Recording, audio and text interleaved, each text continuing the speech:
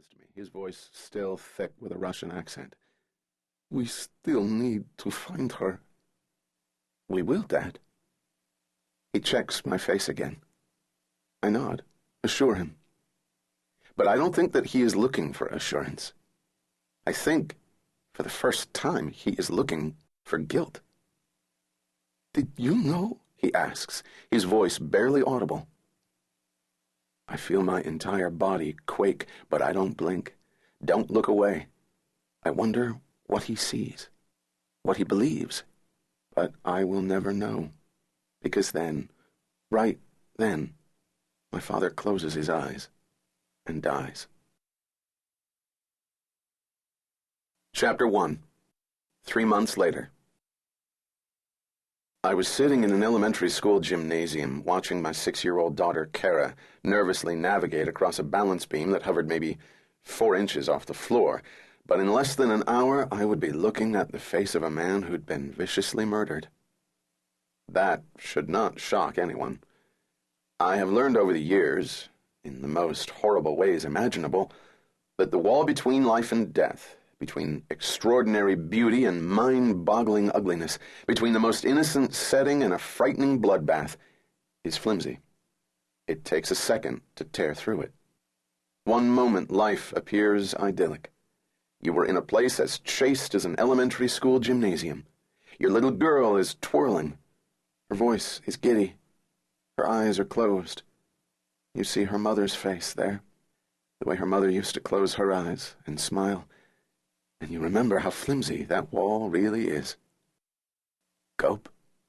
It was my sister-in-law, Greta. I turned to her.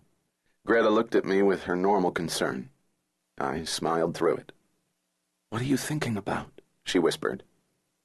She knew. I lied anyway. "Handheld video cameras," I said. "What?" The folding chairs had all been taken by the other parents. I stood in the back, arms crossed, leaning against the cement wall. There were rules posted above the doorway, and those annoyingly cute inspirational aphorisms like, "Don't tell me the sky's the limit when there are footprints on the moon," scattered throughout. The lunch tables were folded in.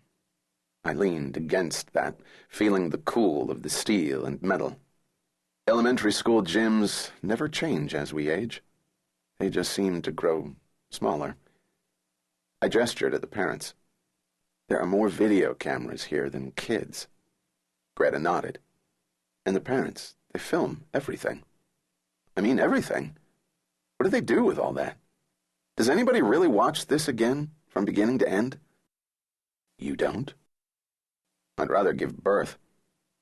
She smiled at that. "No," she said. "You wouldn't." "Okay, yeah, maybe not, but didn't we all grow up in the MTV generation? Quick cuts, lots of angles.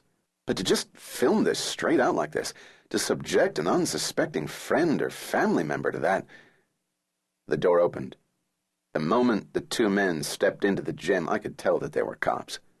Even if I didn't have a fair amount of experience, I am the county prosecutor for Essex County, which includes the rather violent city of Newark, I would know. Television does indeed get some stuff right. The way most cops dressed, for example. Fathers in the lush suburb of Ridgewood don't dress that way. We don't don suits when we come to see our kids perform quasi-gymnastics. We wear corduroys or jeans with a V-neck over a t-shirt. These 2 guys wore ill-fitted suits in a brown hue that reminded me of wood chips after a rainstorm. They were not smiling. Their eyes scanned the room. I know most of the cops in the area, but I didn't know these guys. That troubled me. Something felt wrong. I knew that I hadn't done anything, of course, but there was still a little, "I'm innocent, but I still feel guilty" flutter in my stomach. My sister-in-law Greta and her husband Bob have 3 kids of their own. Their youngest daughter Madison was 6 years old and in the same class as my Kara. Greta and Bob have been a tremendous help. After my wife Jane, Greta's sister, died, they moved to Ridgewood. Greta claims that they had planned on doing that anyway.